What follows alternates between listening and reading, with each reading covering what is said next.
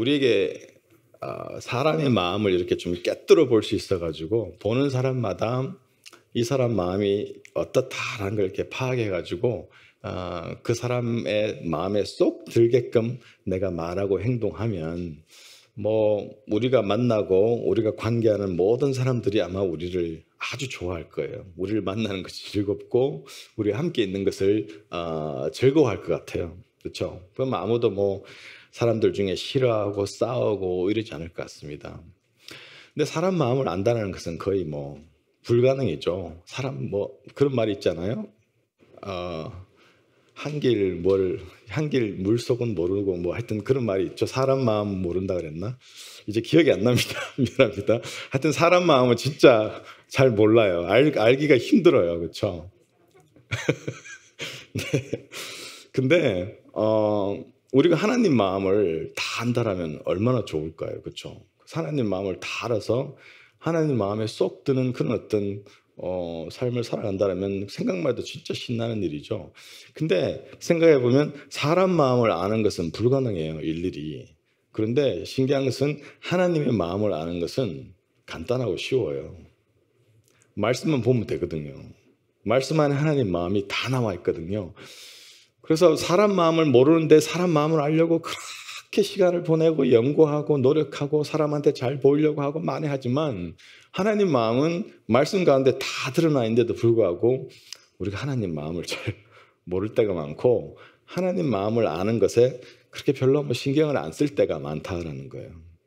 우리가 잘 아는 다윗 왕은요, 하나님 마음을 너무 잘 헤아려서 진짜 하나님 마음에 쏙 드는 그런 어떤 삶을 살았던 사람이에요. 그래서 하나님께서 친히 하나님 마음에 합한 사람이다.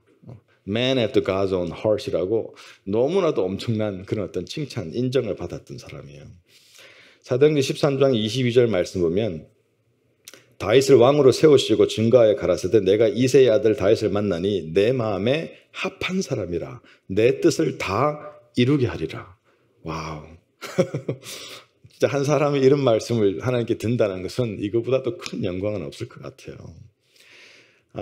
다윗이 하나님께 하나님 마음에 합한 사람이라고 인정받았던 것은 그냥 뭐 다윗은 아무것도 안 하고 있는데 전적인 하나님의 뭐 주권과 은혜로 뭐 그냥 우연히 그에게 그런 어떤 이런 디스크립션이 주어진 것은 절대 아닙니다. 다윗은요 자기의 부족함을 항상 인정했고 정말 앉으나 서나 눈 뜨나 감으나 어떤 하나님 마음을 품기 위해서 그분의 마음에 들기 위해서 그분의 마음을 알기 위해서 무지 고민했어요. 정말로 엄청나게 고민했습니다. 그래서 늘 하나님을 마음에 품고 살았기 때문에 그 중심에는 하나님이 계셨기 때문에 하나님을 정말 열심히 사랑했고 다윗이 얼마나 하나님을 사랑했냐 하면 자기 왕국이든 뭐든 다 가져가셔도 하나님의 영, 하나님의 임재만큼은 자기를 떠나지 말라라고 부르짖어 기도하고 간절히 하나님께 그 마음을 품었던 그런 사람입니다. 그래서 그의 최대 관심사는 하나님의 마음이었어요. 하나님을 기쁘시게 하는 것. 그래서 그가 행동하고 계획하고 생각하는 것들이 그거의 베이스로 많이 했다라는 거예요. 그래서 우리가 잘 안 블레셋과의 싸움에서 골리앗이 나와서 하나님의 군대들을 막 모욕할 때 아직 어린 소년 다윗이 나와서 뭐라 그랬어요?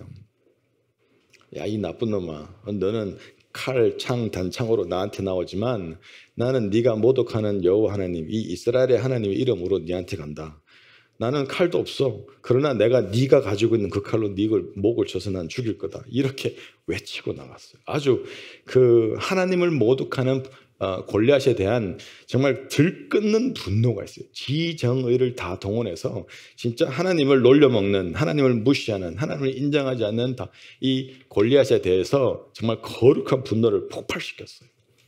그리고 진짜 다 모두가 비웃었지만 골리앗이 들고 있던 그 큰 칼로 골리앗은 죽임을 당했죠. 정말 사울에게 억울하게 쫓겨서 너무 사울이 악한 행동을 하고 그래서 당장은 복수에도 부족한 판에 그에게 정말 그냥 칼만 한번 휙 휘두르면 이젠 사울을 죽이고 복수할 수 있는 기회가 왔는데도 불구하고 본인이 복수한다든지 본인이 사울을 심판할 것이 아니라 그건 하나님께 맡겨두고 어떻게 하든지 모든 상황 속에서도 그래도 하나님의 기름 부은 자니까 나는 하나님 앞에서 옳은 자가 되겠다는 선택을 하는 모습 보면서 하나님이 얼마나 다윗에 대해서 참 기쁜 마음을 가시는지 모릅니다. 무엇보다 이제 왕이 되고 난 다음에 다윗의 위대함은요, 온 나라가 그저 각양각색대로 뭐 우상숭배로 자기 마음대로 이렇게 막 다 분산돼 있을 때 다윗은 첫 번째로 한 것은 예배를 중앙 집권화 시켰어요. 그래서 온 나라가 정말 하나님 중심, 예배 중심의 나라로 되도록 개혁을 시켰고, 그리고 우상 또 이방 문화들이 나라 안에 들어오지 못하도록 철저하게 어떤 그런 국경선들을 잘 막았고, 들어와 있던 어떤 이방 문화, 우상들을 다 척결했고요. 그리고 나라 안에 있던 또 이방 사람들 아니면 뭐 나그네들, 불쌍하고 뭐 힘들고 못 사는 사람들을 위해서는 또 이스라엘 백성들과 똑같이 다스리고 도와주고 베풀고 그런 어떤 선정을 베풀고, 정말로 백성들이 볼 때 하나님이 우리를 친히 다스린다면 저런 모습으로 우리를 다스리지 않을까라고 생각할 만큼 하나님을 대변해서 정말 왕으로서의 다스림을 정치를 했다라는 것입니다. 거기에서 하나님이 엄청나게 다윗에 대해서 참 기뻐하시고 마음에 들어 하셨어요. 그래서 이런 다윗을 보면서 하나님은 내 뜻을 그를 통해서 다 이루겠다라고 말씀하셨어요. 다윗이 얼마나 하나님 마음에 들었던지 솔로몬으로 시작하여 그 죄진 것들로 말미암아 하나님이 그 나라를 없애버리셔야 됐는데도 불구하고 내가 네 아비 다윗을 봐서 이 나라를 없애지 않겠다라고 하실 만큼, 너 내 친구 다윗 봤냐? 친구라고 칭할 만큼 하나님 마음이 합한 자였어요. 여기서 우리가 깨달아야 되는 중요한 사실은요, 우리가 그리스도인들로서 세상에 살아가면서 일상의 삶 속에서 우리가 가장 관심을 둬야 될 것은 사람 마음이 아니에요. 지금 내 형편, 내 상황을 꿰뚫어보고 이해하고 알고 있는 어떤 세상 돌아가는 것을 다 꿰뚫어보고 알고 있는 그런 것이 아닙니다. 우리가 하나님의 자녀들, 그렇지 않아서 일상 속에서 가장 관심을 둬야 될 것은 하나님의 마음이라는 거예요. 내가 어떻게 하면 내가 오늘 생각하고 내가 오늘 결정하고 내가 계획하고 행동하는 것이 하나님의 마음에 들까? 그분의 뜻에 부합하는 그런 것일까? 이것에 가장 큰 관심을 둬야 된다는 것입니다. 여러분, 많은 사람들이 하나님을 믿는다고 많은 사람들이 스스로 크리스찬 한다 하지만 그 삶 속에서 하나님 마음에 합한 자가 되려고 막 노력하기보다는 하나님이 내 마음에 합했으면 좋겠다라는 마음을 가지고 살아요. 기도를 해도 그거예요. 하나님 내 마음을 아시고 내 마음에 합한 대로 기도 응답 좀 해주세요. 그냥 내가 어떠한 대가를 치르든 어떠한 방향을 전환하든 무엇을 내가 포기하든 그분 마음에 합한 삶을 살기 위한 선택을 하기보다는 지금 이게 내가 원하는 것, 지금 이게 내 계획이고 지금 이게 내 마음 상태니까 하나님이 내 마음에 좀 부합돼 보세요. 하나님이 내 마음에 합한 자가 좀 돼주세요. 이런 마음으로 살아간다는 거예요. 그러면서 신앙생활 한다고 착각한다는 것입니다. 그러면서 밤낮 기도하면서 부르짖습니다. 그것은 하나님의 마음에 합한 자의 모습은 결단코 아닙니다. 우리는 하나님 마음에 합한 자가 되기 위해서 날마다 나를 돌아보고 고민하고 내 삶 속에서 무엇을 내가 정리정돈을 해야 될까? 이런 고민 가지고 살아야 돼요. 어떻게 하면 내가 하나님 마음을 품고 살아갈까? 하나님이 기뻐하시는 삶을 살아갈까? 이것이 고민이 돼야 됩니다. 아침에 눈을 뜨면 하나님 오늘 하루에 내가 직장 생활이든 어떤 사람들과 관계를 하든 오늘 내 하루의 삶이 하나님이 기뻐하시는 삶 되기 원합니다. 이것이 자연스러운 어떤 나의 어떤 열망과 기도가 되어야 된다는 것입니다.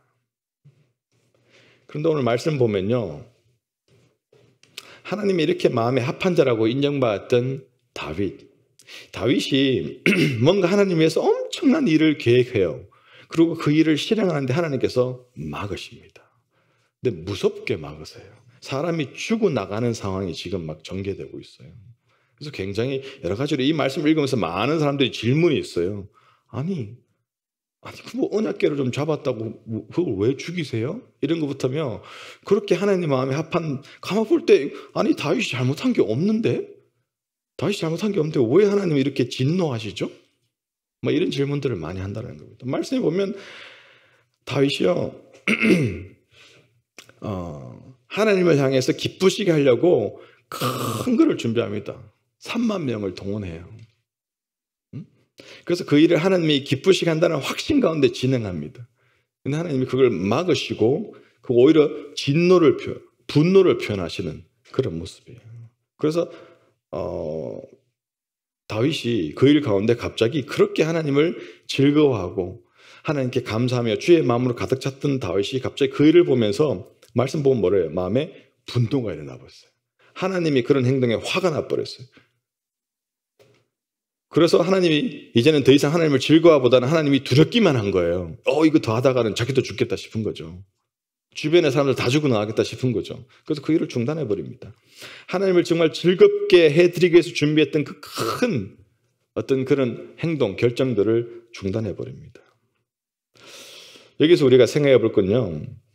때로는 우리가 하나님 마음에 정말 합하고자 하나님을 기쁘시게 하고자 참 골똘히 생각하고 준비했던 그 일이 오히려 하나님의 진노를 가지고 올 수 있다는 것입니다. 내가 정말 하나님을 위해서 뭔가 열심히 계획해서 전심으로 준비해서 실행했는데 내 삶에 오히려 어려움을 초래할 수 있다는 사실을 우리가 기억해야 됩니다. 오늘 말씀 배경이 뭡니까? 다윗이 늘 마음속에 걸리는 게 있었어요. 그것은 지금 이제 다윗이 이 하나님 언약궤를 옮겨오기로 결정한 한 20년 전부터 지난 20년 동안 하나님의 언약궤가 자기는 지금 왕이 돼서 궁궐에 들어와 있는데 하나님 언약궤는 바알레 유다라는 곳에 20년 동안 방치되어 있었어요. 그냥. 근데 그 방치됐던 이유가 뭡니까?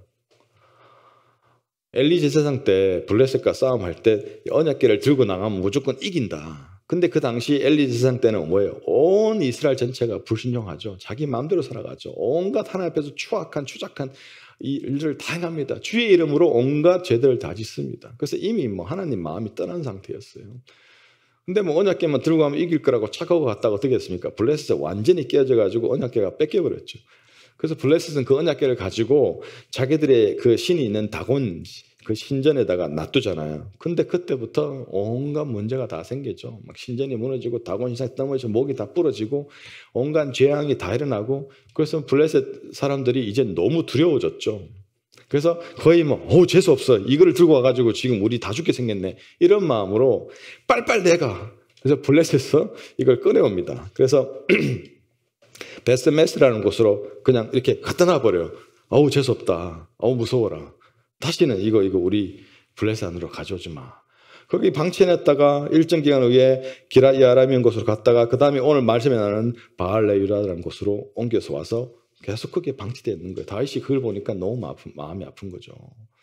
하나님 언약궤가 지금 이 예배의 중심이고 이 나라의 중심인 또 통치와 어떤 치리함의 중심인 이 예루살렘에 계셔야 되는데 20년 동안 저렇게 방치되는 것이 마음이 아팠어요. 그래서 그 언약궤를 모셔와서 정말 이 나라 왕은 내가 아니라 이 나라 진짜 왕은 주권자는 하나님이시다라는 걸 다시 한 번 더 선포하고 보여주고 하나님이 정말 그 나라를 치리해 주시기를 바라는 정말 아름다운 마음으로 언약궤를 가지러 계획한 거죠. 그러니까 얼마나 이 마음이 귀합니까? 근데 그런 마음으로 이런 언약궤를 가져오는 그런 작업을 시작했는데 일을 시작했는데 하나님께서는 그거를 기뻐 받지 않으셨어요. 막으셨다는 것입니다. 마음이 너무 벅차고 흥분되어서 정말 3만 명이 또 많은 갖가지 악기로 춤을 추면서 기뻐하면서 이 언약궤를 지금 예루살렘으로 옮기고 있는 과정입니다. 정성스럽게 언약궤를 메어 가지고 와서 수레에 실어서 그거를 가지고 소의 안장을 치우고 그래서 지금 예루살렘을 옮겨가는 앞뒤로는 많은 사람들이 정말 기뻐하면서 가는 너무 정말 어떤 승리자의 모습 같은 정말 오랫동안 너무나도 꼭 필요한 것들 반드시 있어야 되는 것을 잃어버렸는데 다시 찾은 듯한 그 기쁨으로 그래서 보기에는 아무 문제가 없어요. 이게 왜 하나님의 진노를 받아야 될까? 그럼 오늘 말씀 보면 우리가 봤던 것처럼 아비나답의 집에서 언약궤를 가지고 오고 수레에 실어서 앞에는 아들 아효가 뒤에는 우사가 서서 가다가 갑자기 소가 놀래서 확 이러니까 이게 이제 언약궤가 떨어질라 그러니까 그걸 잡았는데 죽었단 말이죠.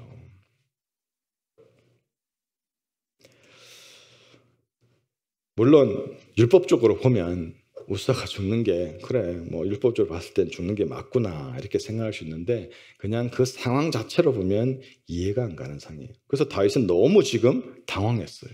너무 아니 왜 지금 우사를 죽이시는 거지? 언약궤가 땅에 떨어지면 이게 얼마나 지금 낭패인데 그걸 못 떨어지게 막았는데 그래서 굉장히 지금은 헷갈리고 당황스러운 상황이 됐어요. 이렇게 정성스럽게 준비했는데 하나님의 진노가 임했다니. 그러면서 순간 분노가 올라오고 그 분노는 하나님을 향한 거였어요. 하나님 도대체 왜 이러시냐고. 종종 뭐 그런 경우들을 봅니다. 하나님을 향해서 너무 정성스럽게 아름다운 것들을 계획하거나 오랜 기간 열심히 섬겼거나 정말 순수한 마음으로 하나님께 했다고 했는데 삶에 여러 어려움과 도전과 아픔이 생겼을 때 다윗과 같은 마음을 품는 그런 경우들을 종종 보게 됩니다. 살아오면서 저도 많이 봤어요. 그런 경우들을 우리가 보면서 이 말씀을 오늘 잘 이해하는 것이 정말 중요하겠구나. 그래서 앞으로 우리가 순수한 마음으로 하나님을 섬기고 정말 하나님 뜻대로 하나님 마음에 합한 자로 살려고 노력하는 과정 가운데 내가 정말 최고로 정성을 들였는데도 불구하고 그 결과는 너무나도 큰 어떤 참담함이나 하나님의 진노나 하나님 오히려 그 일을 안 기뻐하시고 막으신 일이 생긴다면 내가 뭘 어떻게 이해해야 될까? 시험 받지 않고 나가 떨어지지 않고 어떻게 이해해야 될까? 하나님께 분노하지 않고 오히려 그 상황을 내가 잘 이해해서 바른 어떤 행동을 취하는 것에 어떻게 해야 될까? 그런 부분들을 좀 생각해 보고자 합니다. 여러분 다윗이 하나님을 얼마나 사랑하고 존경하겠는지 의심하는 사람은 없어요. 말씀 속에 다 나와 있습니다. 정말 하나님을 사랑했고 하나님 통치를 받고자 했고 그 나라가 하나님의 온전한 통치 가운데 있기를 바라는 마음으로 그 왕좌에 앉아 있었어요. 그래서 진짜 왕은 하나님이다라는 것을 늘 스스로에게도 되새기고 그의 치리 가운데 통치 가운데 드러난 사람입니다. 그런데 이 다윗이 그런 마음으로 하나님의 언약궤를 예루살렘으로 옮겼지만 옮기면서 한 가지 잊고 있었던 게 있었어요. 실수한 게 있었어요. 하나님에 대한 사랑, 그 마음은 너무나도 진실됐어요. 하나님을 기쁘시게 하고자 하는 그 마음은 너무나도 순수하고 뜨거웠어요. 근데 하나님이 어떠한 방법을 원하시는지 생각을 못했어요. 본인이 그 언약궤를 옮기는 방법이 진짜 하나님의 방법인지 아닌지, 그 언약궤를 옮기는 방법이 정말 하나님의 미워하시는 세상의 방법인지 생각을 하지 않았다는 거예요. 그 실수를 했다라는 것입니다. 언약궤 옮길 때 하나님 분명히 원하시는 방법이 있었어요. 그거는 모세 광야 시대 때부터 하나님이 분명히 말씀을 하셨죠. 언약궤 옮길 때는 어떻게 합니까? 수레에 실어서 편하게 옮기는 것이 아니라는 것입니다. 수레에다 언약궤를 넣어서 옮겨버리면 그건 벌써부터 하나님 방법이 아닌 거예요. 언약궤는 경건한 제사장들이 언약궤에 이미 깨어져 있는 그 긴 bar 같은 그거를 딱 들러매고 이동해야 됩니다. 불편해요. 어려워요. 무거워요. 쉽지 않습니다. 그러나 하나님의 지시대로 모세 때는 40년을 그렇게 다녔어요. 40년을. 수레에 옮긴 적이 없습니다. 하나님을 기쁘시게 하고자 했던 다윗의 이 너무나도 소중한 또 기특하고도 아름다운 이 마음, 이 행동이 오히려 하나님의 노여움을 사게 되는 그 이유가 바로 이것이었습니다. 하나님이 언약궤를 옮길 때는 이 방법을 써라. 근데 그 방법을 무시했어요.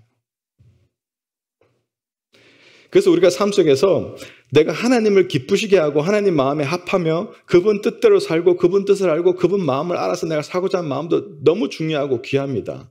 그거 못지않게 우리가 간과하면 안 되는 게 뭐냐면 그러면 내가 하나님을 기쁘게 하고자 하는 이 마음, 이 계획, 이 마음 씀씀이를 어떤 방법으로 표현해야 될까? 이건 equally 더 중요할 수도 있어요.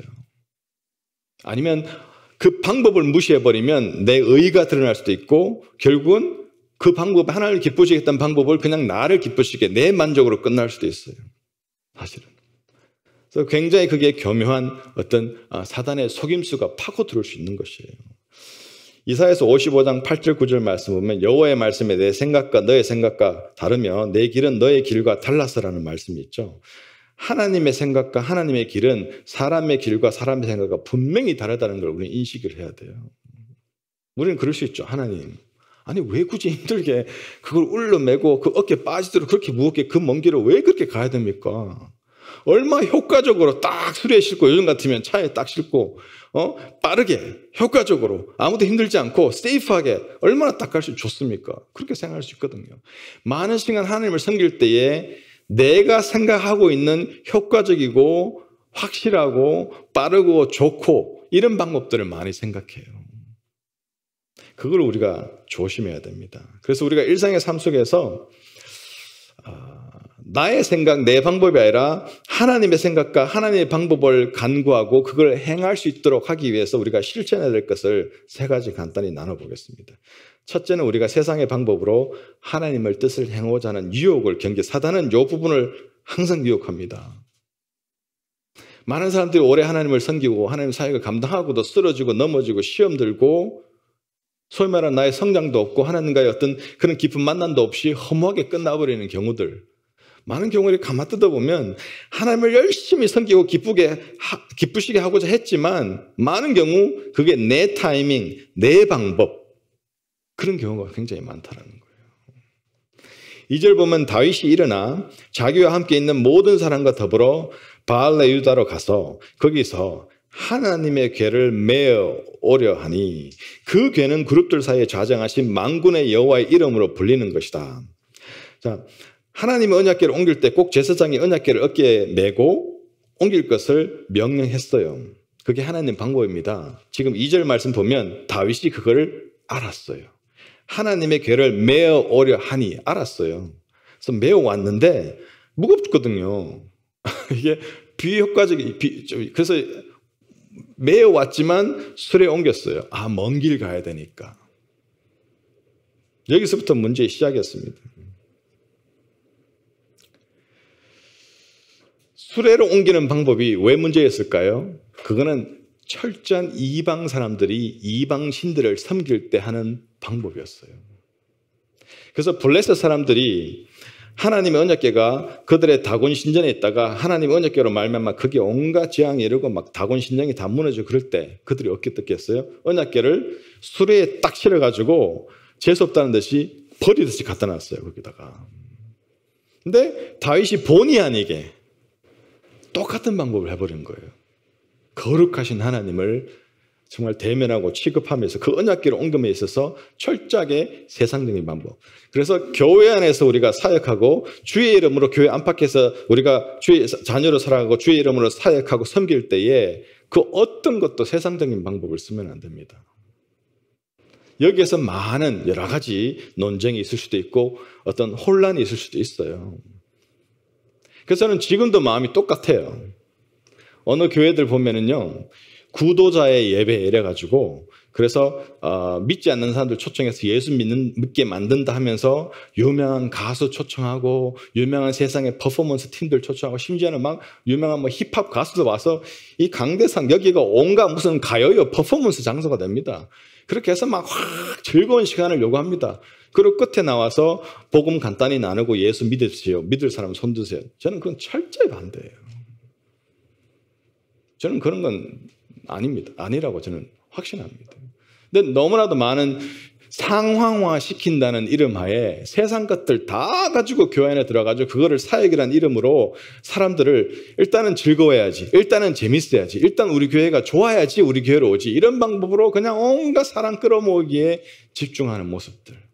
거기에 돈은 얼마만큼 씁니까? 유명한 가수 데리고 오고 이런 퍼포밍 한 사람 데리고 오면 돈을 엄청나게 쓰거든요. 저는 그런 것들이 옳다고 생각하지 않아요.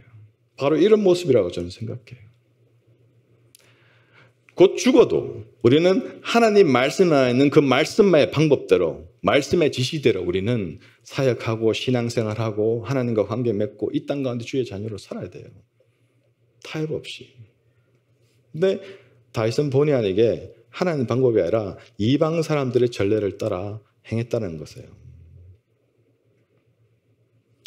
하나님 마음에 합한 자로 살기 위해서는 하나님 방법을 철저히 따라 살아야 한다는 것 잊지 마시기 바랍니다. 여러분, 아무리 돈을 많이 벌고 아무리 자기의 전문 분야에서 성공해가지고 내가 가난한 사람들을 돕는다.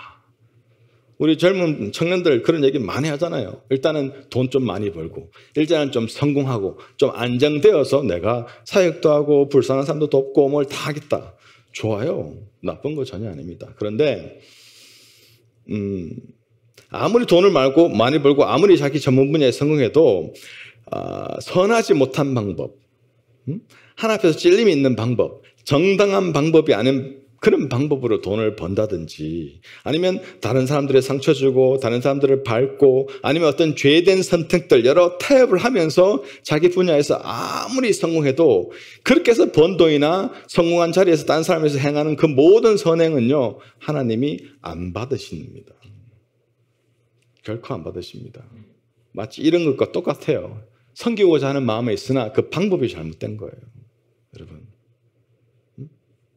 요즘엔 그런 토픽도 있더라고요. 유튜브 보니까 도박으로 번 돈을 11조 해야 되나요? 어이가 없어가지고 이건 또 뭔 소린가 너무 어이가 없는 거예요. 그걸 보면서 뭐 11조가 떠나가지고 도박해서 번 돈으로 뭐 누구를 도와주고 도박해서 번 돈으로 헌금 많이 해가지고 교회를 이거 자체가 잘못된 거예요. 이거 자체가 하나님 받지 않으십니다. 근데 그거를 보여주셔서 어떤 목회자가 설명을 하고 있어요. 그래서 정말 어이가 없었어요. 저는 그런 걸 보면서. 이게 너무나도 많은 부분들이 왜 이렇게 변질돼 갈까 도대체. 도대체 신앙생활이 뭘까? 믿는 것은 원띵이고 그 믿는 것을 함께 표현하는 신앙생활은 너무나도 다르게 변질돼. 다 자기 편한 대로, 다 궤변적이고 자기 합리화시키는 것들이 너무나도 많아요. 하나님이 원치 않은 방법으로 하나님의 선한 뜻을 이룬다고 생각하는 것 자체가 어마어마하게 위험한 것이라는 걸 생각해야 돼요. 하나님을 기쁘시게 하는 마음 중요합니다. 그러나 바른 방법, 그 못지않게 중요하다는 것 꼭 기억하시기 바랍니다. 둘째로 하나님의 방법을 행하기 위해서는 때로는 고난과 불편함을 감수해야 됩니다. 여러분, 하나님 마음에 합하여 하나님 방법으로 사는 데 있어서 항상 편하지 그건 아니죠. 오히려 고난과 불편함을 감수해야 될 때가 더 많다라는 것입니다. 제가 그림 하나 찾아서 그런데 거기 보면은 제사장들이 언약궤를 메고 가는 모습이 나옵니다. 그렇죠? 앞에서 비파 소금 이렇게 막 나발 불고 뒤에 4명이 이렇게 언약궤를 가고 있는 모습이죠. 그래서 언약궤는 이런 짊어 메고 가야 되는 그 바가 이렇게 빌트인 돼 있어요. 거기에. 그래서 그렇게 들고 어깨에 메고 옮기도록 돼 있어요. 그래서 일반적인 시각으로 볼 때 이것처럼 불편하고 비효율적인 게 있습니까? 그 먼 길을 가는데 이게 뭐 이 방에서 저 방 가는 것도 아니고 엄청나게 먼 길, 원 시리에서 another 시리로 정말 먼 길을 가야 되는데 이렇게 가면 얼마나 이 사람들이 어깨가 아플까요? 그래서 다윗도 하나님 언약궤를 좀 빨리 이 예루살렘으로 와가지고 내가 그렇게 고대했던 하나님 언약궤를 딱 여기에다가 안착시킨 이 마음에만 집중하다 보니까 마치 이제 하나님 방법을 생각하지 못했던 거죠. 여러분, 우리가 어떤 일이 빠르고 효율적으로 진행되고 더 효과적으로 진행될 때 너무 신나고 정말 하나님이 함께 하시고 하나님 뜻이 확실하게 이룬다라고 착각할 수 있지만 오히려 많은 경우 하나님 뜻을 이루고 하나님을 기쁘시게 하고 하는 데 있어서 하나님 방법은요 더디가고 둘러가고 불편하고 내가 희생하고 포기해야 될 일이 훨씬 많습니다. 왜? 그런 모습 속에서 진짜 하나님을 뜨겁게 깊이 만나게 됩니다. 내가 생각하는 가장 정확하고 효과적이고 확실한 방법으로 주를 섬기고 주의 뜻을 이루게 할 때 그것만 계속되면 어떻게 됩니까? 결국 내가 주체가 돼요. 얼마나 요즘 productivity 얘기하고 effectiveness 얘기하고 그런 세상입니까? 불편한 거 싫어하죠. 천천히 가고 틀려가는 거. 근데 성령 하나님 역사를 보십시오. 성령 하나님 역사를 보면 대부분의 케이스는 뭡니까? 제가 늘 청년들한테 얘기 많이 해요. Slowly but 뭐예요? Surely. 그게 성령님이 조용하지만 강력해요. 더딘 것 같지만 확실하게 역사하십니다. 이게 하나님 방법이에요. 그래서 우리가 하나님 일을 감당하고 주의 방법으로 일을 할 때는 때로는요, 답답할 때가 있어요. 왜 이렇게 더딘가 도대체. 뭐가 안 되는 것 같아요. 또 되게 불편해요. 굉장히. 그러나 그것을 감수하셔야 된다는 것입니다. 내가 주의 일을 주의 방법으로 한다고 생각하는데 거침이 없어. 막힘이 없어. 막 하는 대로 팍팍 다 잘 되어져. 그러면 딱 셋다운해서 생각해봐요. 내가 지금 하는 게 진짜 하나님 방법이 맞나? 다시 돌아와 봐야 돼요. 왜냐하면 많은 경우 불편을 감수하고 더디가고 돌아가는 거예요. 이렇기 때문에 여러분, 지금 여러분들 삶 속에서 어떤 여러분의 삶의 어떤 상황과 형편이 일이 좀 더뎌지고 지루하게 진행되고 또 여러분이 하나님을 향한 좀 선한 뜻을 가지고 하나님을 기쁘시게 하고자 하는 마음으로 어떤 일을 추구하고 있고 노력하고 있다 할지라도 실망하거나 속단하지 마십시오. 시간이 걸릴지라도 하나님 방법을 여러분이 붙잡는다면 여러분 삶 속에, 사역 속에 또 이 교회 안에 하나님의 그 뜻은, 일은 온전히 실행된다라는 사실입니다. 위대한 신앙인들 성경책에 찾아보면 빠르고 효과적인 길보다는 오랜 고통의 시간들을 믿음으로 건디며 하나님 방법을 끝까지 붙잡고 통과한 사람들이었어요. 저희 또한 그 길을 따라가야 될 것입니다. 마지막으로 하나님 방법을 행하는 삶을 살기 위해서는 우리가 실천해야 할 것, 하나님께서는 하나님 방법을 행하는 자에게 복 주심을 기억하십시오. 사람들이 보면은 이게 하나님 방법 너무 힘들어, 너무 더뎌, 내가 막 잃어버리는 게 너무 많은 것 같아, 포기해야 될 게 너무 많은 것 같아, 이런 생각들을 하면서 그냥 쓰러지고 포기하고 이런 경우들도 있는데요. 하나님 방법을 고집한 사람들에게는 하나님이 반드시 복 준다는 사실을 기억하셔야 돼요. 그게 좀 더딘 것 같지만 그 복은 상상 이상으로 놀라운 복입니다. 하나님께서 우사를 쳐가지고 다윗의 뜻을 꺾으신 것은 그를 벌하고자 하신 것이 아닙니다. 왜냐하면 다윗의 마음은 진짜 순수했거든요. 근데 보면 우사가 죽게 된 근본적인 사실, 인간적인 원인을 찾아보면요, 다윗에게 있습니다. 하나님이 우사를 죽였다는 것이 우사 한 사람의 잘못이 아니라 사실은 다윗의 리더십과 다윗과 함께 했던 그 사람들까지 연계 책임을 져야 되는 거거든요. 근데 우사 한 사람을 죽임으로 끝나셨는데 문제가 뭐냐면 다윗이 순수한 마음으로 하나님을 기쁘시게 하고자 했지만 하나님 방법을 따르지 않기 때문에 어떻게 됐어요? 수레에 싣고 소가 그걸 끌다 보는데 앞뒤로 3만 명이 북치고 장구치고 노래하고 춤추면서 덩덩거리면 어떻게 합니까? 소가 놀라죠. 그래서 소가 놀라버린 거예요. 다윗이 준비한 방법이 결국은 언약궤가 땅바닥에 떨어지는 상황을 연출한 것이다라는 것입니다. 그러니까 그런 어떤 다윗의 마음을 아시는 하나님이니까 그에게 일부러 어떤 벌 주려고 그런 것보다 오히려 다윗을 올바른 방법으로 하나님을 섬기고 그래서 하나님 뜻을 더 깨달아 결국엔 그에게 더 큰 복을 주고자 하는 하나님의 의도를 여기서 볼 수 있어요. 그걸 우리가 넘겨지는 게 아니라 말씀에 있습니다. 10절 11절 말씀 보면요, 다윗이 여호와의 궤를 옮겨 다윗성 자기에게로 메어 가기를 즐겨하지 아니하고 가드 사람 오벳 에돔의 집으로 메어 간지라. 보세요, 이제는 다윗이 하나님의 의도를 깨달았어요. 수레에 싣고 안 갔습니다. 메어 갔어요. 이제는. 그렇죠? 여호와의 궤가 가드 사람 오벳 에돔의 집에서 석 달을 있었는데 여호와께서 오벳 에돔과 그의 온 집에 복을 주시니라. 그 오벳 에돔이라는 사람은 호박이 넝굴채로 굴러온 거예요. 갑자기 어느 날 갑자기 언약궤가 오는데 막 복이 그 집에 넘쳐나는 거예요. 이게 온 나라에 소문이 났어요.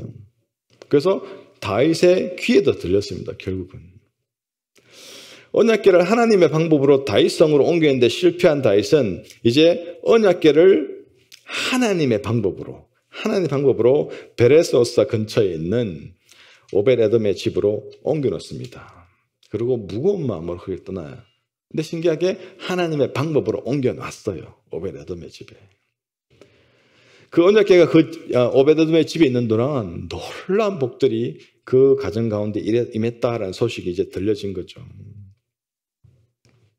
언약궤를 그 가정에 모신 것만으로도 오벳 에돔의 집에는 하나님의 복이 넘쳐났다는 거예요.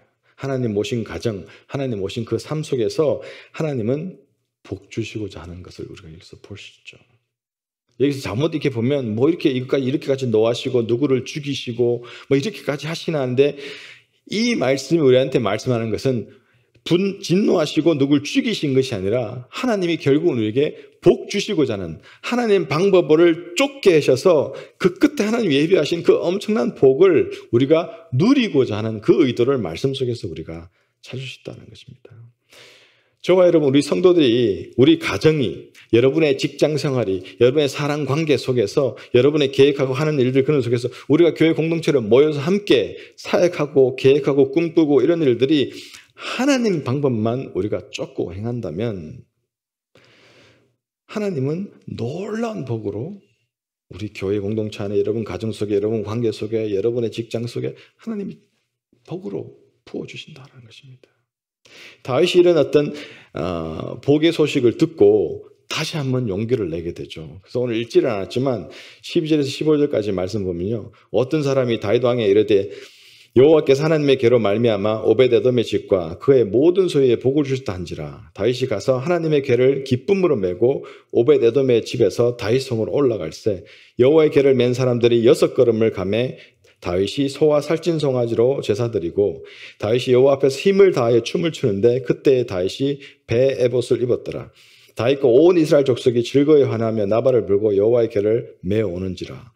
이제는 자신의 방법에 근거한 열정이 아니라 하나님의 방법에 근거한 열심을 내는 부분들을 여기서 이제 말씀하고 있는 건데, 궁극적으로는요, 여기서 뭘 보여주냐면 진짜 진정한 예배 회복을 보여주고 있어요. 하나님 원하시는 방법으로 예배하는 모습을 여기서 보여주고 있어요. 언약궤를 메고 가니까 들고 뛰고 앞에서 말해도 언약궤가 쏟아지지 않습니다. 정말 진정 즐거워하는 모습이, 분위기가 완전히 달라진 모습을 여기서 볼 수 있어요.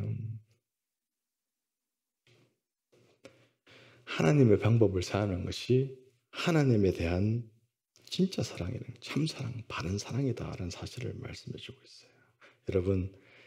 여러분 신앙생활 하실 때 하나님의 방식으로 하시기 바랍니다.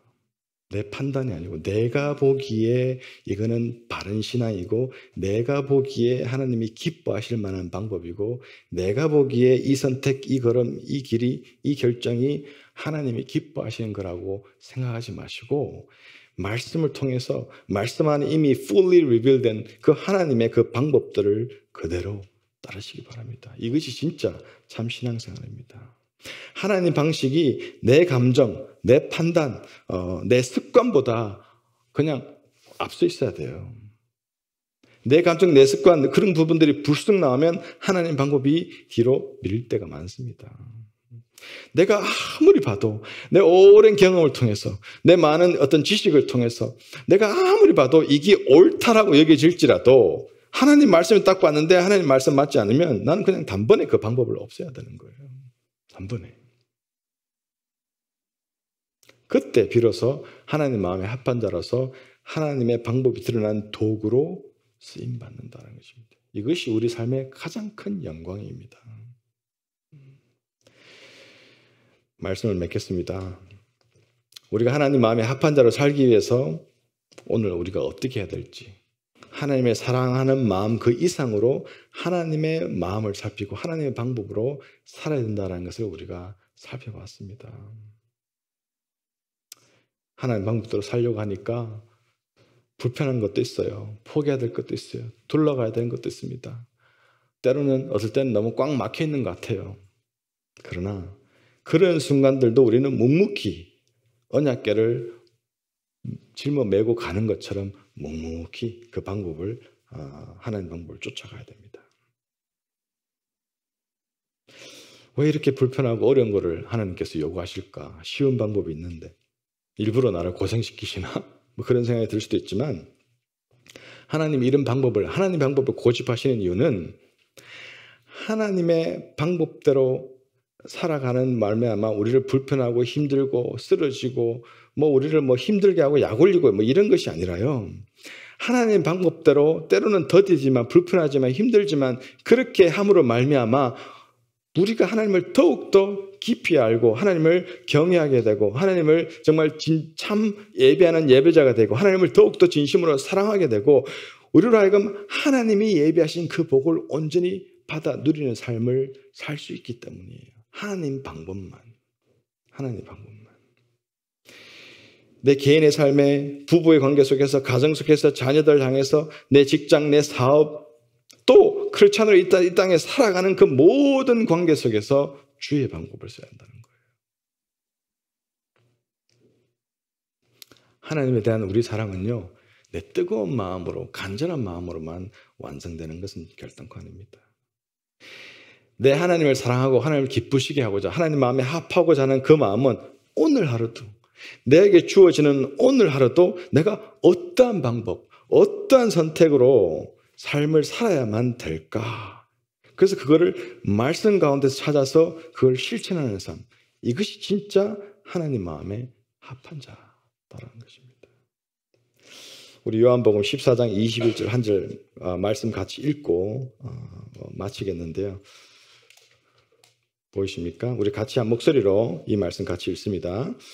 나의 계명을 지키고 지키는 자라야 나를 사랑하는 자니 나를 사랑하는 자는 내 아버지께 사랑을 받을 것이요 나도 그를 사랑하여 그에게 나를 나타내리라. 하나님이 여러분에게 늘 그를 나타내시는 삶 살기를 하나님은 소원하심을 잊지 마시기 바랍니다.